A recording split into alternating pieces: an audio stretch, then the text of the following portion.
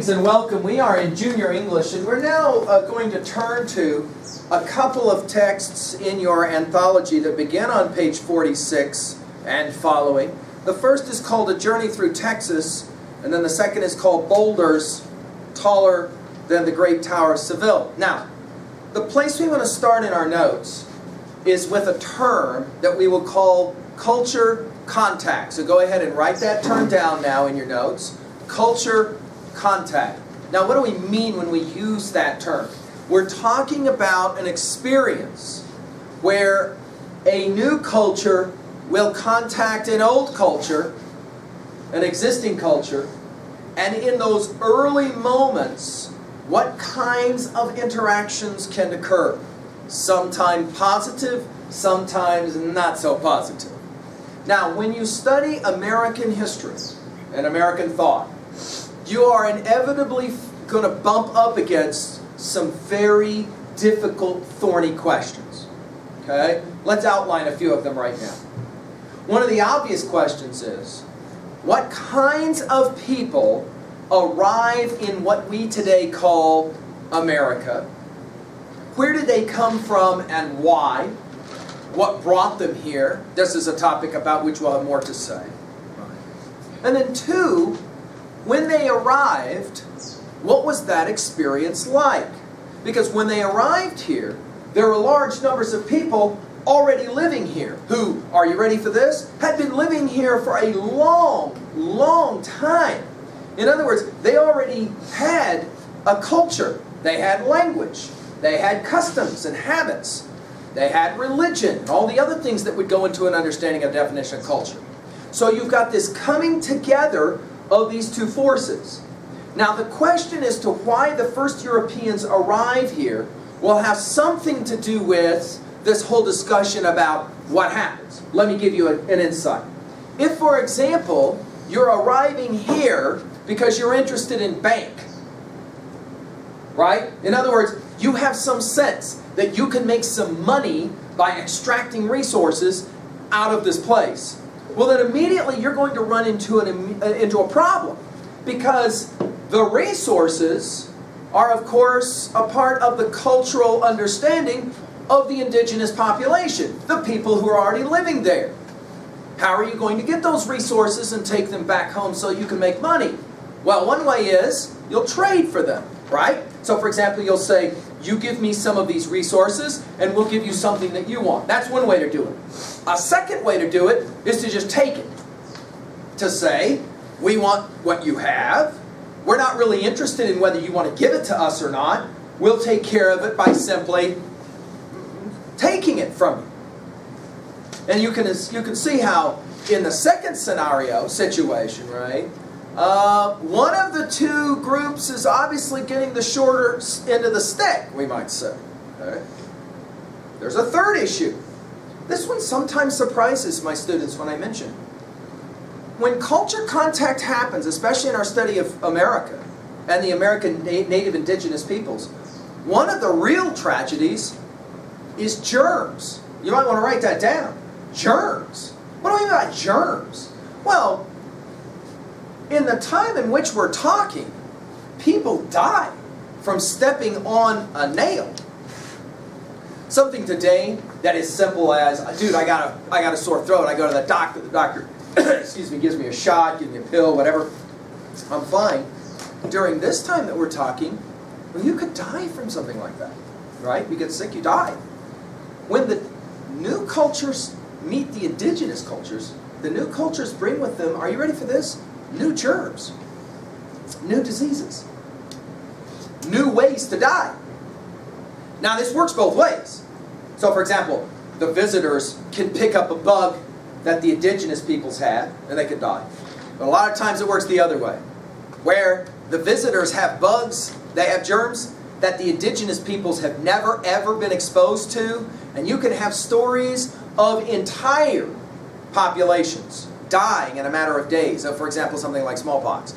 Every one of them just dies. The entire group of people cease to exist in just a matter of days because of the new kinds of germs. Let's keep going. Number 4. Think about this for a moment. It's an interesting question to ask. What is there not there when the visitors show up? What is there not there? We know what's there. Unbelievable amounts of natural resources, but also a huge expanse of land.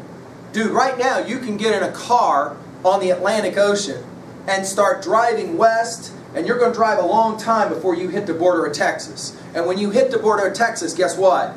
You still got another 2 days before you get to the Pacific Ocean in California. Yes? Right? That's in a car driving on an interstate. So right away, the expanse of land makes this a problem for people who arrive brand new, right? All of the new kinds of challenges associated with geography. Let's make a list. Geography, obviously weather. A lot of the people who arrive, for example, are unfamiliar with the level of cold weather that they will see at the northeastern seaboard. I mean, today, in January, if you go to Boston, Massachusetts, it's cold. It can be cold, really cold. You got people who showed up, for example, you ready for this? They showed up without a coat. But if you show up in July, that's fine. But then 7 months later, when all of a sudden the cold, there are a lot of these people that just die from exposure. They literally freeze to death. They were not prepared. But let's ask what's not there. And this is a very interesting thing. I've often said it this way, and you can write it down this way. In one line, I'll say it this way. What's not there for these visitors when they arrive? There ain't no Walmart. Now you want to write that down, because obviously I'm speaking symbolically. I'm speaking metaphorically. What does it mean to say that there ain't no Walmart? What do I mean by that? Nothing's appropriate. They've got no grocery store. Right? They've got no lumber mill. Think about this for a moment.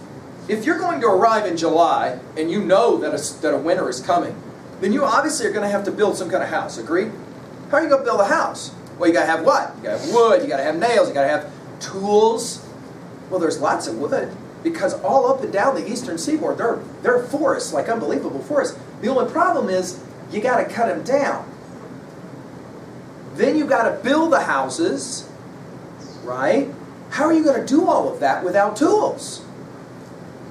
Right? Of course, there's a bigger problem. What are you going to eat? Think about this for a moment. What are you going to eat? So you arrive in July, and the first snows will fall in 150 days, right? So what are you going to eat? Well, you only got two options. You're either going to grow it or you're going to kill it. Agreed? Right? Growing it, the problem is, of course, you got to know how to grow it, right? Of course, you can plant stuff, but to plant stuff, you have to have fields. I already told you, the woods go right up to the ocean. Right up to the shorelines, the woods are. So how are you going to plant? Well, you got to knock down all the trees. And then you got to get rid of all the stumps. And for those of you that have ever played that game, well, let's just say it ain't done in 2 hours. Okay? So you got a problem. Where are you going to plant? Even if you know how to plant, which of course many of them didn't. Or what are you going to plant? You could bring seeds with you and then try and plant them, and then they don't grow. Now what? Well, you might have to have some indigenous seeds. If you don't know anything about that, the last thing for you to do is to kill it. Well, this is a problem if you don't shoot a firearm very often, right? Or if you don't have some means to track down an animal and trap it and kill it. Now what are you going to do? Serious problems in terms of what is missing. Okay? Let's go ahead and say it now as we turn to these two texts. When you have culture contact, you obviously have great opportunities for misunderstandings and confusion. Okay? For example, linguistic. What do I mean by linguistic? Language. Right away, you've got challenges in terms of communicating. Right? Because you've got two different cultures represented by two different languages. Think about for a moment how this project gets played out over and over again in interesting movies, where the movie line is almost always the same. Some kind of outside invasion or alien is coming, is going to land on our world and try to take over. Jot down at 3A your favorite example of a movie like this. What is your favorite one where some kind of alien shows up and is going to try and take over the world? Now think about the way that film helps you to understand the dynamic of culture contact. Notice almost inevitably, when the new aliens, when the new invasion group show up, how do the indigenous peoples think about that? Think about that. So for example, when the new aliens show up, does the American military run at them going, yay, yippee, new people to visit us with open arms? Is that how they do it? No. Think about what we're saying from these movies. The indigenous peoples naturally assume invasion is taking place. What if it's not taking place, and the aliens have technologies which the indigenous peoples don't have, but then all of a sudden the indigenous peoples start launching weapons at them? Then all of a sudden, the focus can change from, we're here to just visit, to, we're going to jack you up. You fired on us, we're going to fire right back on you. Notice, right away, misunderstanding or confusion can take place. Right? Of course, in the end, all of these movies play the same game. What is at the root of culture contact? F-E-A-R. And we want to put that word in our notes.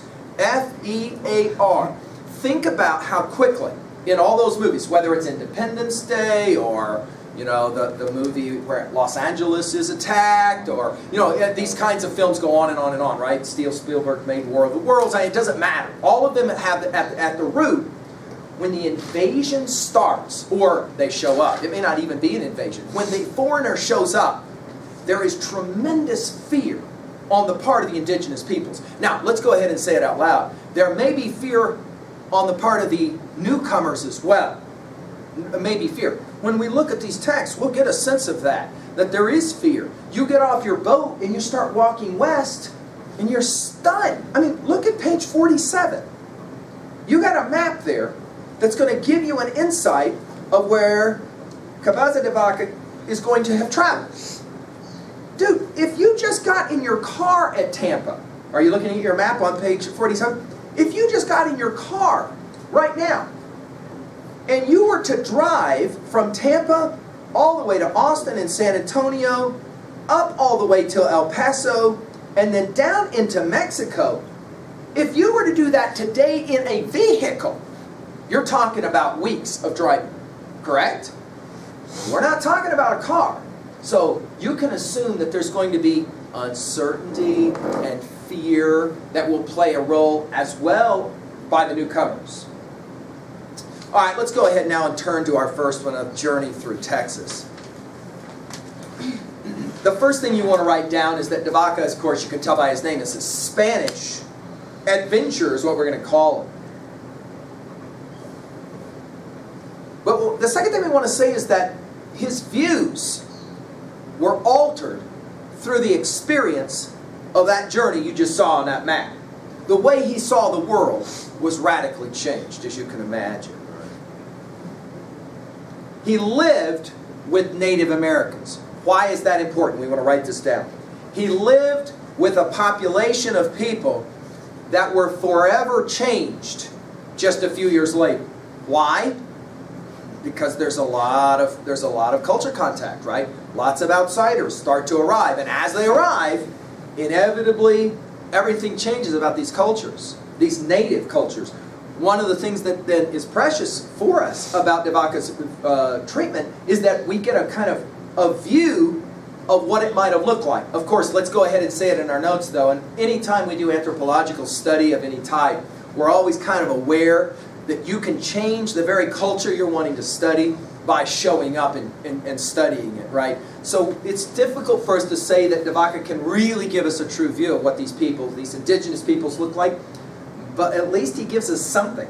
It's not like you got a CNN camera following him so that, for example, as he walks into a village, you've got a camera, you know. He walks in, he spends a little time, he walks out. Then he sits down and he writes a little bit about it. That's the best we got to tell us what it was like. Right. This narrative describes his journey into what is now the state of Texas as he attempts to reach the Spanish settlements in Mexico City. Reluctantly, and you might want to write that word down, he does begin to appreciate these cultures. Early on, he sees these cultures as something to be dominated, manipulated, exploited. But later on, he begins to kind of see the beauty, the majesty of these cultures, the power of these cultures. Go ahead on 48 and take a look at the background really quickly. Vaca and 3 countrymen wandered for months through Texas as they journeyed toward the Spanish settlement in Mexico City. In the course of their travels, this is key, you want to write it down. In the course of their travels, they will use Western European medicine to heal a Native American. The first, we believe, recorded surgery in Texas. Okay, at least done by a European anyway. Okay.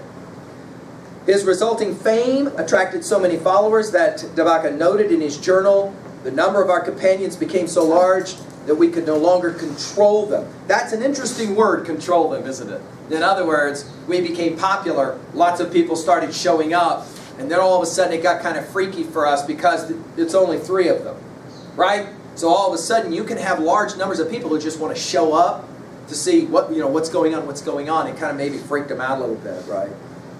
As the party continued traveling westward, they were well received by the native people they encountered. Go ahead and jot down in your notes what's ironic about that fact, given what you know of the history of Native Americans and Native peoples, any number of places in the Midwest, the South Midwest, in regards to ultimately what happened, right? We are familiar because we've been listening to some lectures by Mr. Doerr that are oftentimes, when these contact of cultures happen, it culminated with lots of death. Agreed? We might say death on both sides, right? Death on both sides. So what we're going to do now is we're going to listen to and read this text by Vaca, A Journey Through Texas. I want you at level 1 to jot down this question. I want you to jot down this question and then be able to answer it as we read. 3 important things that Vaca learns about the indigenous peoples as he goes. What are 3 things that he will say that for you found kind of fascinating as we go? All right? So here we go. You should have your, again, pen tip in hand. Again, don't just listen to this reading. Follow along. We're trying to improve our reading fluidity and speed by listening to the reader, the professional reader, as he reads for us. Here we go. Through Texas by Alvar Nunez Cabeza de Vaca. The same Indians led us to a plain beyond the chain of mountains where people came to meet us from a long distance. By those we were treated in the same manner as before, and they made so many presents to the Indians who came with us that, unable to carry all, they left half of it. We told these people our route was toward sunset, and they replied that in that direction people lived very far away. So we ordered them to send there and inform the inhabitants that we were coming and how. From this, they begged to be excused, because the others were their enemies, and they did not want us to go to them. Yet they did not venture to disobey in the end, and sent 2 women, one of their own, and the other a captive. They selected women because these can trade everywhere, even if there be war. We followed the women to a place where it had been agreed we should wait for them. After 5 days they had not yet returned, and the Indians explained that it might be because they had not found anybody. So we told them to take us north, and they repeated that there were no people, except very far away, and neither food nor water. Nevertheless, we insisted, saying that we wanted to go there, and they still excused themselves as best they could, until at last we became angry. One night I went away to sleep out in the field apart from them, but they soon came to where I was, and remained awake all night in great alarm, talking to me, saying how frightened they were. They entreated us not to be angry any longer, because, even if it was their death, they would take us where we chose. We feigned to be angry still, so as to keep them in suspense. And then, a singular thing happened. On that same day, many fell sick, and on the next day, 8 of them died. All over the country where it was known, they became so afraid that it seemed as if the mere sight of us would kill them. They besought us not to be angry nor to procure the death of any more of their number, for they were convinced that we killed them by merely thinking of it. In truth, we were very much concerned about it, for seeing the great mortality, we dreaded that all of them might die or forsake us in their terror. while those further on, upon learning of it, would get out of our way hereafter. We prayed to God our Lord to assist us, and the sick began to get well. Then we saw something that astonished us very much, and it was that while the parents, brothers, and wives of the dead had shown deep grief at their illness, from the moment they died, the survivors made no demonstration whatsoever, and showed not the slightest feeling, nor did they dare to go near the bodies until we ordered their burial. The sick being on the way of recovery, when we had been there already 3 days, the women whom we had sent out returned, saying that they had met very few people, nearly all having gone after the cows, as it was the season. So we ordered those who had been sick to remain, and those who were well to accompany us, and that 2 days' travel from there, the same women should go with us and get people to come to meet us on the trail for our reception. The next morning, all those who were strong enough came along, and at the end of 3 journeys, we halted. Alonso del Castillo and Estevanico, the Negro, left with the women as guides, and the woman who was a captive took them to a river that flows between mountains where there was a village in which her father lived. And these were the first abodes we saw that were like unto real houses. Castillo and Estevanico went to these, and after holding parley with the Indians, at the end of 3 days, Castillo returned to where he had left us, bringing with him 5 or 6 of the Indians. He told how he had found permanent houses inhabited, the people of which ate beans and squashes, and that he had also seen maize. Of all things upon earth, this caused us the greatest pleasure, and we gave endless thanks to our Lord for this news. Castillo also said that the Negro was coming to meet us on the way, nearby, with all the people of the houses. For that reason we started, and after going 1.5 leagues, met the Negro and the people that came to receive us, who gave us beans and many squashes to eat, gourds to carry water in, ropes of cowhide, and other things. As those people and the Indians of our company were enemies and did not understand each other, we took leave of the latter, leaving them all that had been given to us, while we went on with the former, and 6 leagues beyond, when night was already approaching, reached their houses, where they received us with great ceremonies. Here we remained 1 day, and left on the next, taking them with us to other permanent houses, where they subsisted on the same food also, and thence on we found a new custom. The people who heard of our approach did not, as before, come out to meet us on the way, but we found them at their homes, and they had other houses ready for us. There was nothing they would not give us. They are the best formed people we have seen, the liveliest and most capable, who best understood us and answered our questions. We called them of the cows because most of the cows die near there, and because for more than 50 leagues up that stream, they go to kill many of them. Those people go completely naked after the manner of the first we met. The women are covered with deerskins, also some men, especially the old ones who are of no use anymore in war. The country is well settled. We asked them why they did not raise maize, and they replied that they were afraid of losing the crops, since for 2 successive years it had not rained, and the seasons were so dry that the moles had eaten the corn, so that they did not dare to plant anymore until it should have rained very hard. And they also begged us to ask heaven for rain, which we promised to do. We also wanted to know from where they brought their maize, and they said it came from where the sun sets, and that it was found all over that country, and the shortest way to it was in that direction. We asked them to tell us how to go, as they did not want to go themselves, to tell us about the way. They said we should travel up the river towards the north, on which trail for 17 days we would not find a thing to eat, except a fruit called chacan, which they grind between stones, but even then it cannot be eaten, being so coarse and dry. And so it was, for they showed it to us, and we could not eat it. But they also said, going upstream, we could always travel among people who were their enemies, although speaking the same language, and who could give us no food, but would receive us very willingly and give us many cotton blankets, hides, and other things, but that it seemed to them we ought not to take that road. In doubt as to what should be done, and which was the best and most advantageous road to take, we remained with them for 2 days. They gave us beans, squashes, and calabashes. Their way of cooking them is so new and strange that I felt like describing it here, in order to show how different and queer are the devices and industries of human beings. They have no pots. In order to cook their food, they fill a middle-sized gourd with water and place into a fire such stones as easily become heated. And when they are hot to scorch, they take them out with wooden tongs, thrusting them into the water of the gourd until it boils.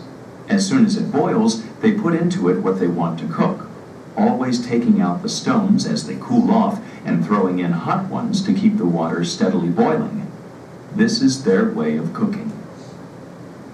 After 2 days were passed, we determined to go in search of maize, and not to follow the road to the cows, since the latter carried us to the north, which meant a very great circuit, as we held it always certain that by going toward sunset, we should reach the goal of our wishes.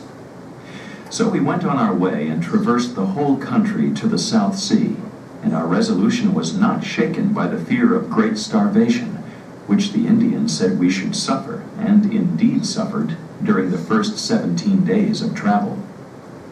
All along the river, and in the course of these 17 days, we received plenty of cowhides, and did not eat of their famous fruit, chacan, but our food consisted for each day of a handful of deer tallow, which for that purpose we always sought to keep, and so endured these 17 days, at the end of which we crossed the river and marched for 17 days more.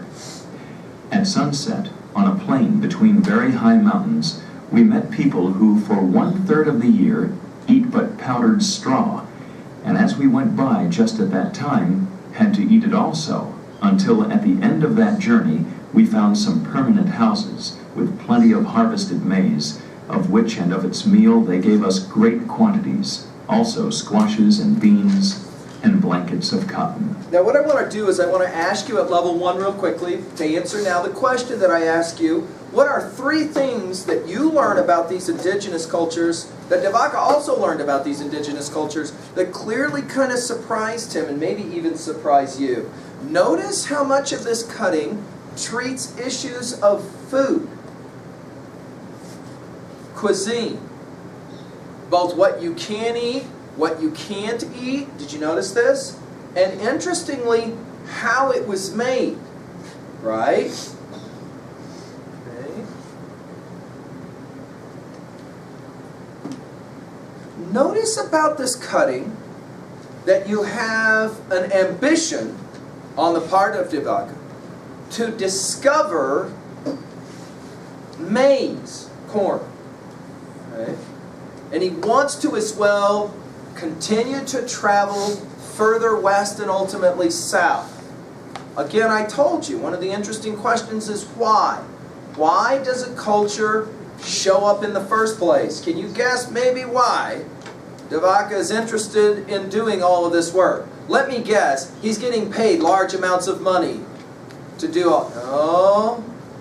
He's an adventurer. He just wants to see places so he can write about it later. Well, we see we're inclined to think there's got to be something else. And of course, what's the primary reason? Right? That's it. Bank. In other words, but I don't understand it. How is maize going to get you bank? What is it that they're really looking for? You got any sense of what maybe is being sought after? Well, what's the number one commodity that you can take back home and immediately turn into serious bank? Gold. Metals. You got it. So there's going to begin to be promise of gold, right? And this will lead not only to Vaca, but a lot of other people to come and to try and find this gold. Of course, unfortunately, sometimes when people want things, they're going to behave in inappropriate ways to get it. So we're going to see that. Did you notice, though, how the people responded to Vaca and his company? Especially once there was illness. Now, I'm on page 49. What's up with these? What's up with everybody starts to die? I set this up for you in our conversation, right? Right, this is the germs thing, right? So all of a sudden they show up, and everybody starts to die. Two things of interest you probably want to put in your notes on this one. One, did you find it interesting the way that people responded to them? Notice they didn't bash them over the head and say, you caused us to all get sick. But rather, saw them as potentially killing all of them, and therefore were afraid of them and said, whatever you want, whatever, right? Secondly, Vaca points out something interesting about the way they treat their dead, which again tells us something about this culture. Once they're dead, how are they treated? You don't touch them. You don't talk about them. You show no concern about them. Notice it's Vaca that says we got to bury them, put them under the ground. Anthropologists will often say, and you can put this in your notes, that there's two things about a culture that you can learn about the culture once you know these two things. One, what they do when children are born, new births. And two, what they do when people die, funerals. How do they treat funerals? How do they treat new birth? The ceremonies associated and the attitudes associated with those two important events say a lot about a culture. And so notice Vaca here concentrating on it. Did you find it kind of interesting that it's the women who are sent? Right? The women who are sent to go find information, not the men. Two women are sent. And then there's this whole thing about diet. Is it true you are what you eat? See, we today, of course, say that, but we say it from the perspective of nutrition and training and working out and all of that. Notice Vaca says these people, they don't eat a lot, and what they do eat, it's very interesting, so let me tell you about it and how they make it. So, for example, notice that in his whole discussion about how they cook on page 51, notice he says their way of cooking is so new, and notice he calls it strange, that he wants to describe it. He calls it queer, and of course his word here, queer, just means never seen this before. The way that they make their meals. Notice they have no pots. So like for example, see if you walk into any house today and walk into a kitchen, the understanding is, well, where are your pots and pans so we can make a meal? Well, these people don't have any of this, he says, and it's kind of obviously a little bit strange. Finally, did you notice that it's a 17-day walk, and the natives say, you'll starve to death, they ain't nothing to eat. And then they do walk for 17 days, and almost starve, but then they got to go 17 more days. And again, this is just a small cutting out of a journal that Vaca will keep that shows that whole line that ultimately ends up in Mexico City. Write down in your notes, why would anybody go through this level of challenge? What does it tell you about Vaca and his pals? He reports, they said we would starve, but we didn't starve. Of course, we have other interesting things here. Notice these new people on page 50, very charitable. They want to give them things. It's a sad part of our story, isn't it? That looking forward a few years later, we know that the exchange between cultures, between European cultures and native-based cultures, is not always going to be a really pretty picture, is it? It's going to ultimately end up violent. It's going to end up with a lot of death, a lot of dying, which is very unfortunate. But notice in the very beginning, there seems to be a willingness to kind of exchange back and forth, give and take. It's all really good. All right, let's go to 2A real quickly. What do you want to say in 2A? What do you want to say about one at least message of this that's kind of surprising for you? You could comment maybe on the strength of character by Vaca and his crew to take a journey like this. Maybe you want to talk about the natives and the indigenous peoples and the ways in which they were both afraid and charitable to these newcomers. Might have something to say with about, are you really what you eat and the way you eat? For example, in years past, as I've taken Whirling students on trips to other parts of the world, it's always interesting when we get off the plane and we go wherever we're going to have them see what is the food of that culture. And it can kind of shock them, depending on where we are. You're kidding me, people eat that. One of the famous ones was when I was in South Korea, and we were in Southgate Market. And my colleague that I was with, we walked past, in the big market, we walked past the huge tank of sea snakes. And there were just hundreds of them in this tank. And at first it just looked like black, you know, like there was just black. And then all of a sudden it was all moving. And these were these huge snakes. And she asked me, what's that for? And I said, watch. And I walked up, and all of a sudden they reached in by hand, picked up one of these things, picked it out, long, with it, wham, off comes the head, guts it quickly, opens it, and then hands it to be able to eat. You know, and she is just in horror. You're going to eat this? Oh, it's a delicacy. This is a very fine, yeah, no thanks, I'm not interested at all. You're right. So in other words, there's this whole dynamic about learning a new culture by learning about how people eat, or the clothes they wear, or in this case, sometimes don't wear. Did you notice that? I might as well. Notice at 2b that this is what we will call a journal entry. Okay? Journal entry. Notice on page 46 in your literary analysis, you have exploration narratives and chronological order that we're talking about. Notice for Vaca, this information is like, first I did this, then I did this. Oh yeah, let me tell you about that. Back to it. Then I did this, then I did this. Jot down in 2b. It's an interesting question. Why keep a record? Like, what's the point of this keeping a record? Okay? Is it so that he doesn't forget? Possibly. Is it so that he can share it with other people? Possibly. Of course, think about this. He's going to see and experience things that once he gets back home and tries to talk about it, nobody's maybe going to necessarily believe him. And so to put it in some kind of writing can help him as well. Finally, let's work level 3 real quickly. We've already mentioned it. You have oftentimes in Hollywood this same notion of culture contact played out. What is your favorite movie about outsiders visiting the indigenous population? Often it is aliens. These are very popular movies. I want to ask you to jot down your favorite one, but here's my real question. Can you think of a single, and write it down if you can you think of a single movie or TV show where the outside invader is nice, and the relationship between the outside invader and the indigenous peoples is not rooted in fear, but it's rather rooted in acceptance? Can you think of a single movie where that works? There are some, by the way, but notice most of the time, these kinds of films, how do they work? Yeah, they show up, they're outside invaders, and things go sideways or bad. And the indigenous peoples have to fight to protect their homeland, either sending them away or maybe not sending them away, forced to have to live with them in some way. Finally, 3b.